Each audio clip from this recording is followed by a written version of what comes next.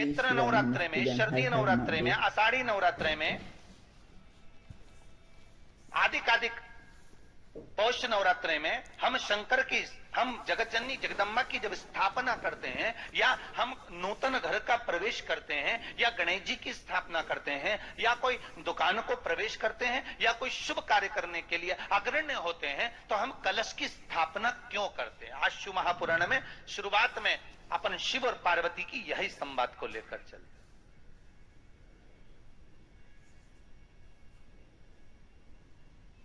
आखिर कलश में ऐसा क्या है, अंदर आखिर ऐसा क्या विराजमान है कि 33 कोटि देवता उस कलश के अंदर आकर बैठ जाते हैं? महाराज,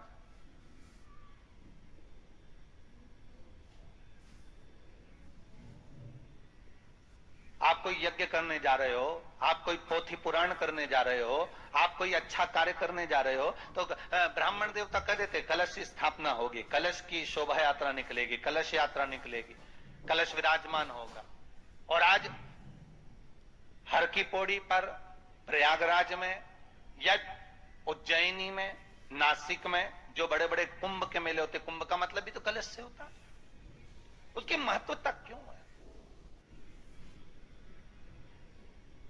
उस कुंभ की, उस घड़े की महत्वता कहां से प्रकट हो गई? शिव महापुराण की कथा कहती है महाराज, भगवान ओघड़दानी शंकर स्वयं आद्य शक्ति जगदम्बा से कहते हैं कि जगदम्बा तू क्या चाहती है बोल। तो जगत जननी जगदम्बा कहती है कि जहां मैं हूं वहां शंकर है, ये आपने कह दिया, पर जहां शंकर है वहां पार्वती का होना जरूरी है। उसके लिए सिद्ध करने के लिए एक स्थान ऐसा बनाया जाए जहां पर शंकर विराजमान है और शंकर के साथ पार्वती विराजमान है। तो शिव जी ने कहा, पार्वती उसके लिए मैं तुझे एक सुंदर कलश का निर्माण कर दे। दुनिया का रचनाकार, दुनिया की रचना करने वाले महाराज, संपूर्ण ब्रह्मांड की रचना करने वाले, जिनको भगवान शिव ने स्वयं ब्रह्मदेव से कहा है कि ब्रह्मा जी तुम सृष्टि खंड को आगे बढ़ाइए, सृष्टि की रचना करिए। और आज ही के दिन, यही चैत्रीय प्रतिपदा के दिन, यही इसको कहते हैं नया संवत्सर, नया वर्ष। हिंदू धर्म में क्यों कहा जाता है? आज ही के दिन ब्रह्मा जी ने महाराज सृष्टि की रचना करना प्रारंभ करा था, आज ही के दिन। और ब्रह्मा का संवाद हुआ था, सीधे भगवान शंकर ब्रह्मदेव के पास जाकर बोले थे, हे ब्रह्मदेव आप सृष्टि की रचना करिए। तो ब्रह्मा जी ने पूछा था, सारे नक्षत्र आपने बनाए, सारे दिन आपने बनाए, सारी घड़ियां आपने बनाई, सारा फल आपने बनाया, मनुष्य की श्वास गिनती, काउंटिंग, अर्थात मनुष्य के शरीर की रोमावली, ये सब आपने निश्चित करी है।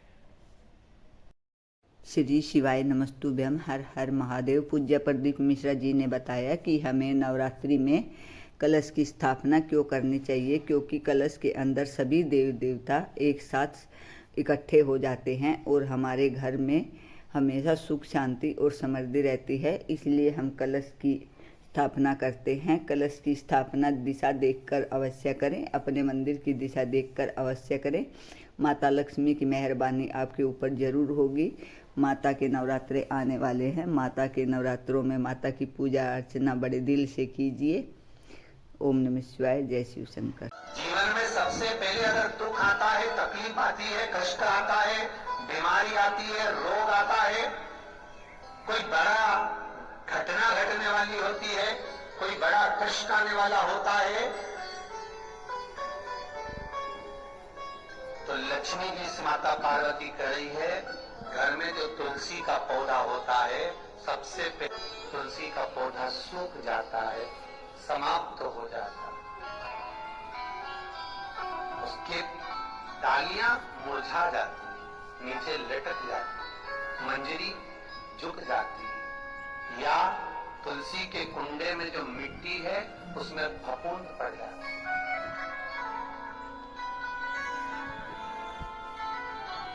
कितना सुंदर बात कही है महाराज। तुलसी के क्यारे में, पद्मपुराण, तुलसी के क्यारे में जो हम जल डालते हैं, वो जल हमने जब डाला और वो जल अगर नीचे गिर रहा है तो उसका भी दोष वर्णन है महाराज, उसका भी दोष हमारे शास्त्रों में वर्णित किया गया। तुलसी के क्यारे में अगर जल डाल रहे हैं और वो जल जमीन पर बह रहा है, तुलसी के क्यारे में उतना ही जल दिया जाए जितनी मिट्टी सोख ले। 2-4 8 बूंद पानी गिरे चल जाएगा। तुलसी के क्यारे में छिद्र रहता है, बूंद बूंद पानी टपक जाए वो चल जाएगा। पर तुमने तुलसी के क्यारे में जो जल भरा, लोटा भर भर के डाल दिया, और ऊपर से जो जल कुंडा भरा था बीच में से, अर्थात भराने के बाद जो नीचे गिर रहा है वो दोषपूर्ण है महाराज, उसकी दोष है। श्री शिवाय नमस्तुभ्यम। हर हर महादेव। पूज्य प्रदीप मिश्रा जी के उपाय और वीडियो देखने के लिए मेरे चैनल को लाइक कमेंट और शेयर जरूर करें। सब्सक्राइब कीजिए। लक्ष्मी क्यारे की आराधना, तुलसी के कुंड को नमन करना। तीसरा क्रम कहा, घर में चाहे नल लगा हो, चाहे आरओ का प्लांट लगा हो, पानी का, घर में छोटा छोटा आरओ प्लांट लगा हो, फिर भी घर के अंदर रसोई घर में एक छोटा सा मटका, मटका नहीं तो हंडा, हंडा नहीं तो बाल्टी, बाल्टी नहीं तो कलसा, पानी का भरा हुआ जो नारी रखती है, दूसरे दिन बाहर ढोल कर फिर वापिस धोकर भर लेती है। मटका रोज धुलता है, हंडा रोज धुलता है। जितना जल उस पात्र में रहता है, भरता है, ऐसे ही घर में संपदा सीमित। चौथा,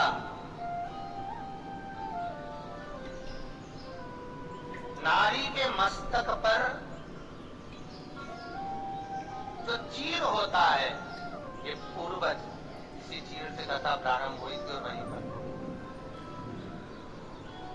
लक्ष्मी पार्वती के संवाद पर चल रही थी। मस्तक पर जो चीर होता है, मस्तक पर जो वस्त्र होता है, वो वस्त्र पूर्वजों का, पितरों का, कुल देवी देवताओं का आशीर्वाद। ईश्वर महादेव, जो व्यक्ति पथभ्रष्ट होता है, जिससे मदिरा के नशे में पड़ गया, कहीं जुए में पड़ गया, कहीं मांसाहार में पड़ गया, कहीं व्यसन में पड़ गया, कहीं गलत काम में अगर कोई जा रहा है, तो श्रमधेश्वर महादेव के नाम से श्री शिवाय नमस्तुभ्यम। हर हर महादेव।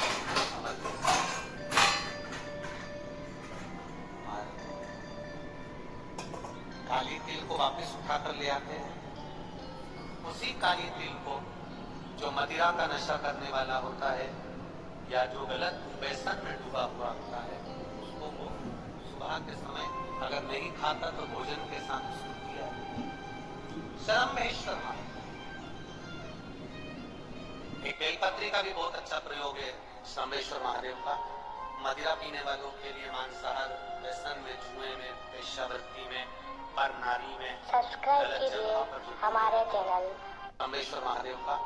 कोई गलत कार्य में जाने लगता है तो श्रमधेश्वर महादेव का हमें शरणागति लेना चाहिए, श्रमधेश्वर महादेव का पूजन करना चालू कर देना चाहिए। कई लोग कहते महाराज जी, श्रमधेश्वर महादेव का मंदिर कहाँ मिलेगा, हम कहाँ पूजन करने जाए? कहीं नहीं जाना, तुम्हारे घर के पास में जो शंकर जी का मंदिर है वहीं जाओ, उसी देवालय में, उसी मंदिर में जाओ, श्रमधेश्वर महादेव के नाम से जल चढ़ाना प्रारंभ करेंगे। वो जल जो गलत संगत में पड़ा हुआ है उसका आचमन कराना प्रारंभ करेंगे, अपने आप उसकी धीरे धीरे बुद्धि सुधरना प्रारंभ हो जाएगी। ऐसा श्रमधेश्वर महादेव। श्री शिवाय नमस्तुभ्यम। हर हर महादेव। पूज्य प्रदीप मिश्रा जी ने लक्ष्मी प्राप्ति के बहुत ही अच्छे और अचूक उपाय बताए हैं। पूज्य प्रदीप मिश्रा जी ने बताया है कि हमारे रसोई घर में जो मटका होता है उसे हमें हर रोज़ साफ करके पानी भरना चाहिए। जितना मटके में पानी भरा होगा उतनी ही लक्ष्मी हमारे घर में आएगी और टिकेगी। पूज्य प्रदीप मिश्रा जी के उपाय और वीडियो देखने के लिए मेरे चैनल को लाइक कमेंट और शेयर जरूर कीजिए। हर हर महादेव। जय शिव शंभू। धार्मिक वीडियो चैनल है मेरा।